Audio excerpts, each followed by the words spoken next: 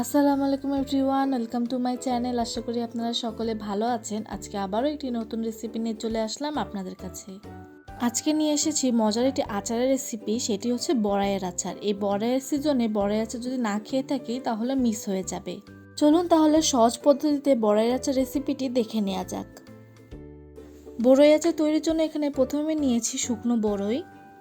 বড়ইগুলো আমি প্রায় 10-15 দিনের মতো রোদে ভালো মতো শুকিয়ে নিয়েছি। বড়ই আচার তৈরিতে যত বেশি বড়ই শুকনো থাকবে ততই বেশি বড়ই আচারটি মজা হবে।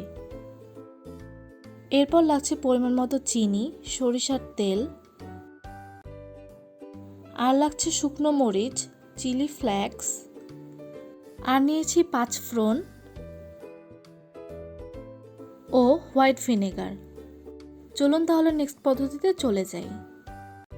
চুলায় একটি প্যান বসিয়ে পরিমাণ মতো পানি দিয়ে দিলাম। এরপর আমি শুকনো বড়ইগুলো দিয়ে দিব।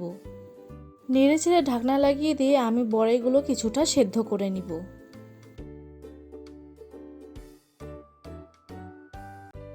15 মিনিট পর ঢাকনা খুলে একবার নেড়ে দিচ্ছি। বড়ইগুলো আমার সুন্দর মতো সেদ্ধ হয়ে গিয়েছে।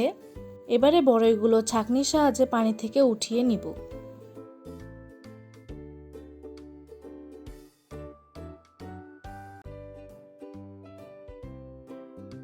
সবগুলো বড়ই পানি থেকে ঝরিয়ে নিয়েছি। এবার আমি 5 ফোড়নটি ভেজে নিব। প্যানটি হালকা গরম হওয়ার পর দিয়ে দিলাম 5 ফোড়ন, দিয়ে ভালো মতো নেড়ে ছেড়ে সুন্দর করে ভেজে নিব।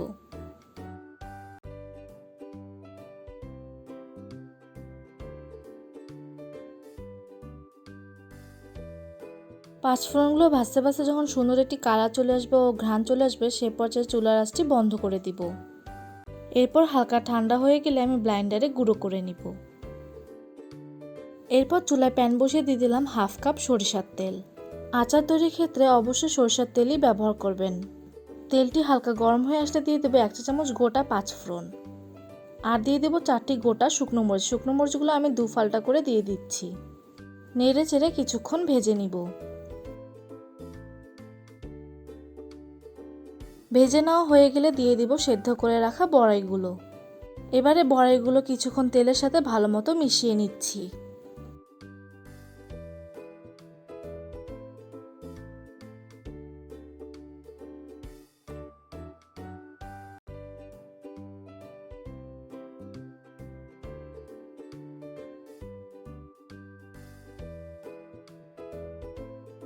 বড়াইগুলো তেলের মধ্যে কিছুক্ষণ ভেজে নেওয়ার পরে দিয়ে দেব 1 কাপ পরিমাণ চিনি।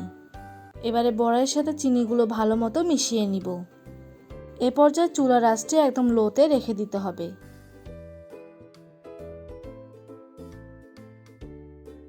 চিনি বড়াইয়ের সাথে হালকা মিশে গেলে বড়াইগুলো খন্তার সাহায্যে চেপে চেপে কিছুটা ভেঙে নিব।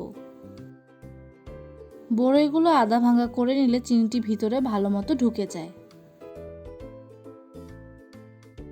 লো মিডিয়ামে জাল করতে করতে অনেকটা ভুনা ভুনা হয়ে এসেছে। আমি আরও কিছুক্ষণ ভুনিয়ে নিব।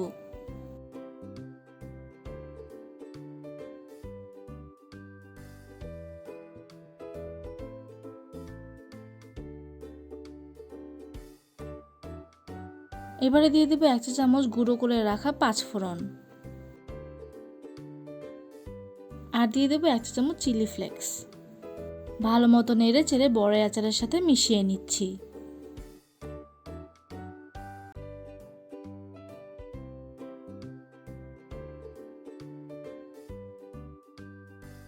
সবশেষে দিয়ে দিব ভিনেগার। ভিনেগার দেওয়ার কারণে বড়াই আচারটি অনেকদিন পর্যন্ত বাইরে রেখে খেতে পারবেন। ভালো মতো নেড়ে চেড়ে আবারও কিছুক্ষণ ভুনিয়ে নিব।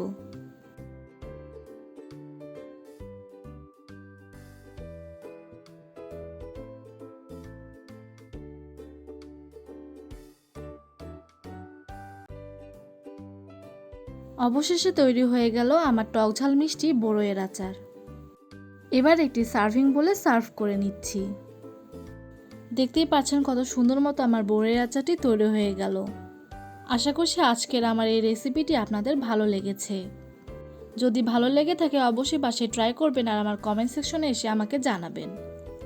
আমার রেসিপিগুলো যদি আপনাদের ভালো লেগে থাকে অবশ্যই আমার চ্যানেলে একটি সাবস্ক্রাইব করবেন ও লাইক কমেন্ট শেয়ার করে আমার পাশেই থাকবেন। এতক্ষণ আমার পাশে থাকার জন্য অনেক অনেক ধন্যবাদ। আবারও একটি নতুন রেসিপি নিয়ে চলে আসবো আপনাদের কাছে।